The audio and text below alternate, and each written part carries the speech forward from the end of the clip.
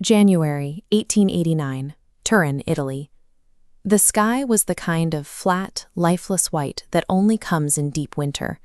The streets were still wet from overnight rain as a solitary 55-year-old man walked through the city. At a public square, this man saw a horse tied to a carriage. Its owner was whipping it repeatedly, without reason. The man stopped, ran toward the animal, threw his arms around its neck, and wept. He cried like someone who had stored a lifetime of grief with nowhere to put it. People stopped and stared. After that morning in the wet streets, he never spoke a sane word again. He lived another 11 years, but the mind inside was gone. That man was Friedrich Nietzsche. There is a strange contradiction here.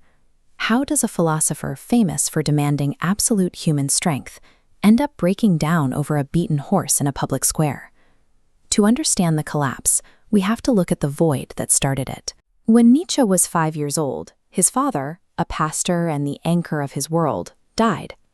That loss left an emptiness that Nietzsche spent his early life trying to fill with structure and approval.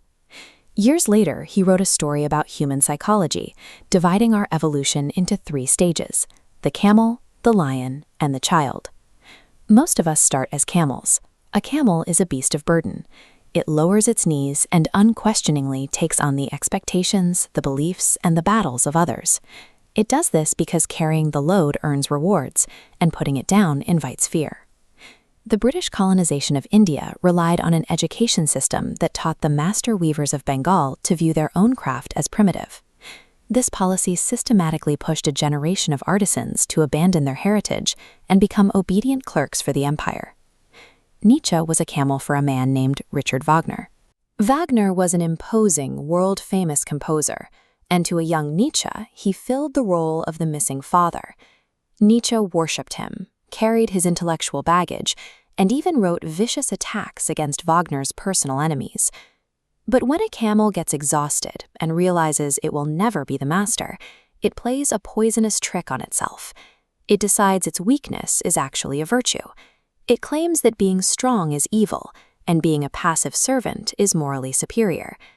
Nietzsche called this resentment, a toxic resentment where you justify your own powerlessness by tearing down anyone who stands on their own.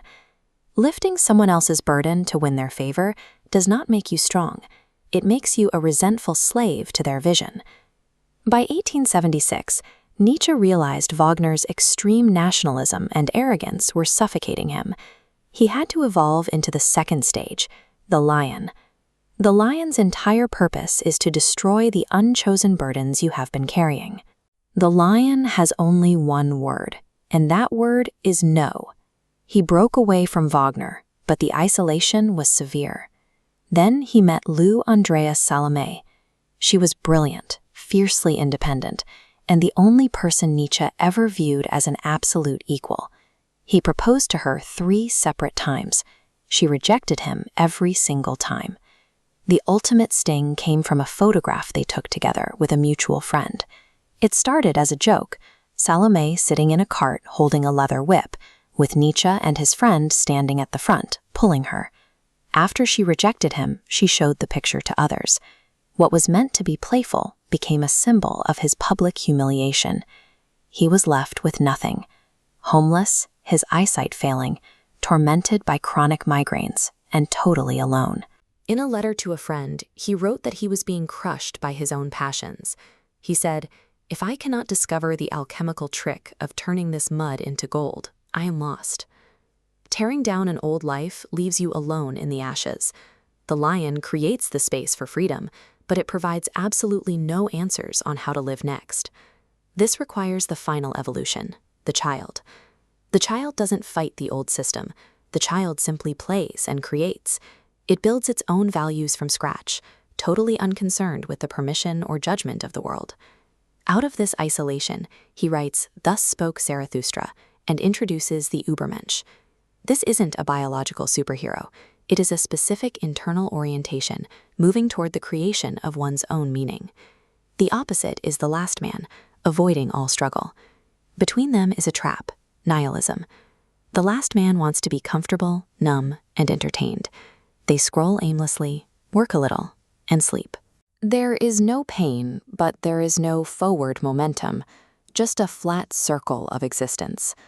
When people break free from their old burdens, they often fall into the trap of believing that nothing matters at all. To Nietzsche, this was just another form of exhaustion. The ultimate human task is not to find a way to eliminate suffering. It is to choose a direction so personally meaningful that the suffering becomes an acceptable part of the climb. We return to the timeline after Turin. Nietzsche is silent, incapacitated, entirely dependent on others. His sister, Elizabeth, whom he had previously cut ties with because of her extreme racist ideologies, moved in and took control of his unpublished manuscripts. She saw an opportunity. She selectively edited his work, deleting passages and changing contexts. She twisted his framework of the child and the Übermensch to support an anti-Semitic agenda. Decades later, Adolf Hitler publicly adopted these corrupted texts.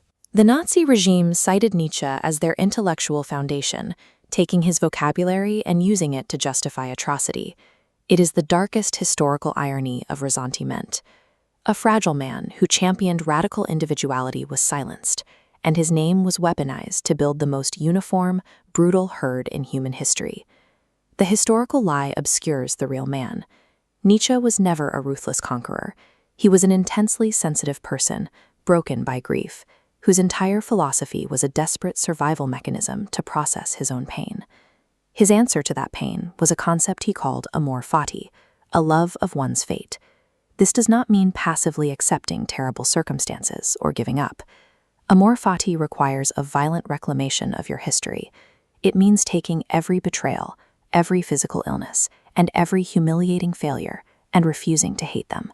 Instead, you gather up the darkest moments of your life and burn them as fuel for your own growth. He posed a final test called eternal recurrence.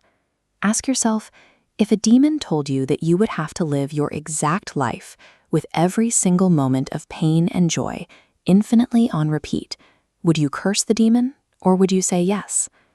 In the Piazza Carlo Alberto in Turin, Nietzsche finally broke under the weight of his own suffering. But the mud he spent his life agonizing over was ultimately transformed into gold, and that gold outlasted him. Look at the worst things in your life right now, the failures, the rejections, the pain. Do not ask why they happened. Ask yourself, what are they the raw material for?